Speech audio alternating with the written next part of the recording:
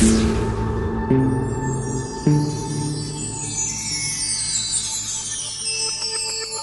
gotta talk kind of quietly because my wife Marilyn's asleep and I'm in this house. It's Pastor L's brother's house. And Pastor L and Sherry and I and Marilyn came to Portland, and then we rented a car and went down to Port Orford, and I filmed a whole bunch of my early life and how God called me in the ministry. But I got up at 3 o'clock this morning wide awake with the new drone bear paws, and so I came into the den, which I'm in right now, and it's 4:30, so I've been up for like an hour and a half redeeming the time, and we're going to talk about redeeming the time, but I can't fully tell you how that's going to work because I got to take you outside when it's daylight, and I've got to wait about maybe 2 or 3 hours of time to tick away before I can tell you more about time and how God has used time in my last days in a redemptive way. So we're going to go outside and I'm going to show you a most amazing, beautiful area that we're in and use it in a great way. So let's wait and see what happens, and I'll see you in the morning during the daylight hours. 10 minutes to 9, and I must admit, time flies. That's one of those expressions. There's all kinds of expressions like in the nick of time, I don't have time for you now, you're wasting my time. How about redeeming the time? That's what I'm going to talk about. So good morning to you. All these hours went by, I think 4 hours since I last talked to you, and I'm going to go outside and tell you what I did with the time I was faced with facing retirement.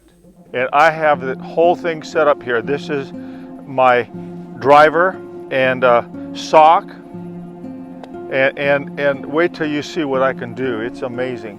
I'm on the 4th hole of 18. So let's see. I go over here. Now this blue block is for the men, the hard hitters. The red for the wimpy women that have to move up. But men can drive a long distance. So I'll just stick this here.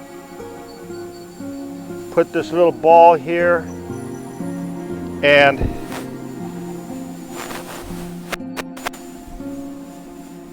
wait a minute. I'd like to swing that way, but the camera actually is looking this way. But I don't want you to see my backside. It's a real embarrassing side. I want you to see the front side of me. That's so much better. Now, down there is the straightaway. So and I've been watching these guys. They always go like this. They do the wind up and the pitch, and then they do this. And guess what I'm going to do? I'm going to drop my club and admit something. I don't like golfing. It's, to me, torture. You know, when I entered into retirement, I thought to myself, I can hardly wait to retire. People say, oh, Little Bear, you're retiring. How exciting. You can play golf all day. My friend Dave, who owns this house, has 18 holes right in front of his house, and he can play golf every day. Me? You know what I would do if I lived here? I would walk the course and make this my prayer walk. I don't like golf. I'm sorry, I don't want to hurt golfers' feelings. But golfing to me is torture. I played it one time in Bakersfield and with Pastor Richard Day, who taught me how to golf. And actually I did pretty good. He said I was a natural. Maybe he was just saying that to encourage me because I'm not a natural. And all I want to tell you is I didn't want to spend my retirement days thinking that I had to play golf for the rest of my strength. Oh man.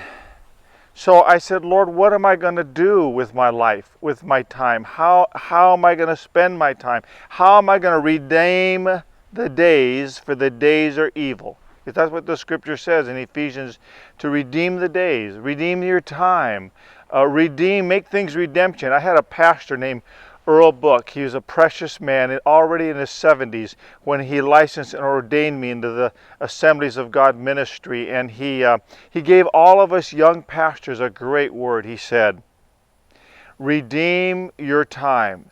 live your life in such a way that you're redeeming it, that you're using it for God's glory. Now, golf can be used for God's glory. We want something physical, and it's good, healthy exercise. You're out with your wife, you're out with your friends, and so I'm not putting that down. That is redemptive in itself, taking some time off.